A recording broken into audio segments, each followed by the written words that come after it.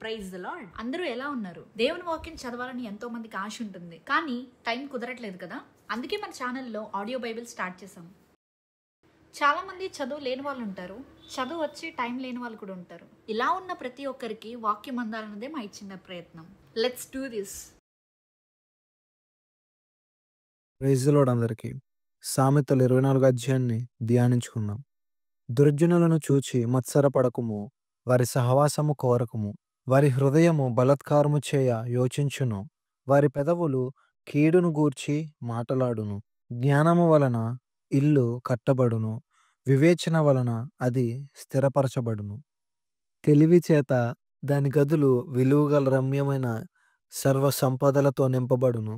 జ్ఞానం గలవాడు బలవంతుడుగా నుండును, తెలివిగలవాడు శక్తిమంతుడుగా నుండును. వివేకము గల నాయకుడవై యుద్ధము చేయుము. ఆలోచన చెప్పువారు అనేకులుండుట రక్షణకరము, మూర్ఖునికి జ్ఞానము అందదు. గుమ్మమునొద్ద అట్టివారు మౌనులై యుందురు. కీడు చేయ పన్నాగములు పన్నువానికి తంటాలమారి అని పేరు పెట్టబడును. మూర్ఖుని యోచన పాపము, అపహాసకులు నరులకు హేయులు. శ్రమ దినమున నీవు కృంగిన ఎడల నీవు చేతకాని వాడు వగుదువు. చావునకై పట్టబడిన వారిని నీవు తప్పించుము. నాశనమందు పడ్డుటకు జోగుచున్న వారిని నీవు రక్షింపవా? ఈ సంగతి మాకు తెలియదని నీవనుకొని ఎడల హృదయములను శోధించువాడు నీ మాటను గ్రహించును గదా. నిన్ను కనిపెట్టువాడు దాని నెరుగును గదా.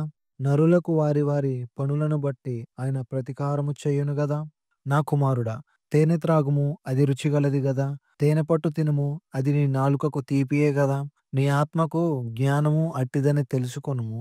అది నీకు దొరికిన ఎడల ముందుకు నీకు మంచి గతి కలుగును. నీ ఆశ భంగము కానెరదు. భక్తిహీనుడా, నీతిమంతుని నివాసమునొద్ద పొంచి ఉండకుము, వాని విశ్రమ స్థలమును పాడు చేయకుము. నీతిమంతుడు 7 మార్లు పడినను తిరిగి లేచును, ఆపత్కాలమునందు భక్తిహీనులు కూలుదురు. నీ శత్రువు పడినప్పుడు సంతోషింపకుము, వాడు తొట్రిల్లినప్పుడు నీవు మనసున నులసింపకుము. యెహోవా అది చూచి అసహ్యించుకొని వాని మీద నుండి తన కోపము త్రిప్పుకొనునేమో. దుర్మార్గులను చూచి నీవు వ్యసనపడకుము, భక్తిహీనుల ఎడల మత్సరపడకుము. దుర్జనునికి ముందుగతి లేదు, భక్తిహీనుల దీపము ఆరిపోవును. నా కుమారుడా, యెహోవాను గనపరచుము, రాజును గనపరచుము. అలాగు చేయని వారి జోలికి పోకుము. అట్టివారికి ఆపద హఠాత్తుగా తటస్థించును, వారి కాలము ఎప్పుడు ముగియనో ఎవరికి తెలియను. ఇవియు జ్ఞానులు చెప్పిన సామెతలే. న్యాయము తీర్చుటలో పక్షపాతము చూపుట ధర్మము కాదు.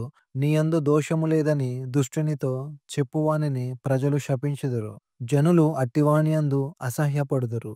న్యాయముగా తీర్పు తీర్చు వారికి మేలు కలుగును, క్షేమకరమైన దీవెన అట్టివారి మీదికి వచ్చును. సరియైన మాటలతో ప్రత్యుత్తరమిచ్చుట పెదవులతో ముద్దు పెట్టుకున్నట్లుండును. బయట నీ పని చక్క పెట్టుకొనుము, ముందుగా పొలములో దాన్ని స్థిరపరచుము, తరువాత ఇల్లు కట్టుకొనవచ్చును. నిర్నిమిత్తముగా నీ పొరుగువాని మీద సాక్ష్యము పలుకకుము. నీ పెదవులతో మోసపు మాటలు చెప్పవచ్చునా? వాడు నాకు చేసినట్లు వానికి చేసేదను, వాని క్రియల చొప్పున వానికి ప్రతిఫలమిచ్చేదననుకొనుకుము.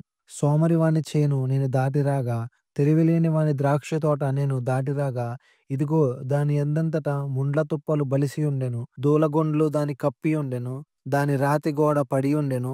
నేను దాన్ని చూచి యోచన చేసుకొంటిని, దాన్ని కనిపెట్టి బుద్ధి తెచ్చుకొంటిని. ఇంకా కొంచెము నిద్ర, ఇంకా కొంచెము కునుకుపాటు, పరుండుటకై ఇంకా కొంచెము చేతులు ముడుచుకొనుట, వీటి వలన నీకు దరిద్రత పరుగెత్తి వచ్చును. ఆయుధస్తుడు వచ్చినట్లు లేమి నీ మీదికి వచ్చును. ఆమేన్.